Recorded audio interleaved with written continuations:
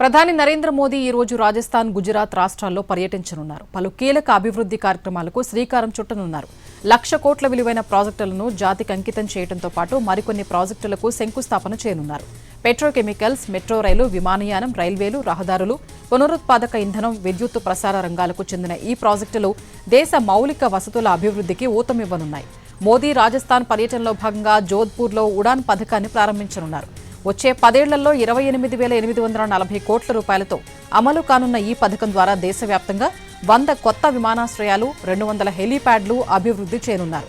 తర్వాత 480 కోట్లతో నిర్మించిన జోధ్పూర్ విమానాశ్రయ టెర్మినల్ను ప్రారంభించనున్నారు. ఏటా 20 లక్షల మంది ప్రయాణించేలా ఈ టెర్మినల్ను ఆధునిక సౌకర్యాలతో నిర్మించారు.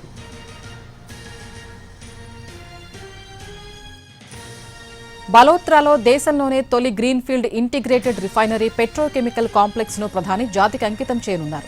హిందుస్థాన్ పెట్రోలియం కార్పొరేషన్, రాజస్థాన్ ప్రభుత్వ సంయుక్త భాగస్వామ్యంతో 79,450 కోట్ల రూపాయల వ్యయంతో ఈ రిఫైనరీ నిర్మించారు.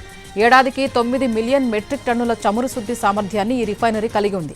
అక్కడే 13,000 కోట్లతో చేపట్టనున్న జైపూర్ మెట్రో ఫేజ్ 2 ప్రాజెక్టుకు శంకుస్థాపన చేయనున్నారు.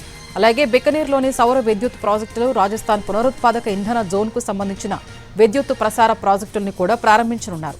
ఈ సందర్భంగా రాజస్థాన్ ప్రభుత్వంలోని వివిధ శాఖల్లో ఎంపికైన సుమారు 54,000 మంది యువతకు నియామక పత్రాలు అందజేయనున్నారు. ఆ తర్వాత ప్రధాని గుజరాత్లోని సనంద్లో ఏర్పాటు చేసిన సిజీ సెమీ ఓసాట్ సెమీ కండక్టర్ తయారీ కేంద్రాన్ని ప్రారంభించనున్నారు. 7,500 కోట్ల రూపాయల పెట్టుబడితో నిర్మించిన ఈ కేంద్రం పూర్తి స్థాయిలో పనిచేయడం ప్రారంభించిన తరువాత ఏటా 500 కోట్ల సెమీ కండక్టర్ చిప్లను ఉత్పత్తి చేసే సామర్థ్యాన్ని కలిగి ఉంటుంది. Artificial intelligence, 5G, automobile, telecommunication రంగాలకు అవసరమైన చిప్ల తయారీలో ఈ కేంద్రం కీలక పాత్ర పోషించనుంది. దేశాన్ని సెమీ కండక్టర్ తయారీ రంగంలో ప్రపంచ స్థాయికి తీసుకువెళ్లే దిశగా ఇది మరో కీలక అడుగు కానుంది.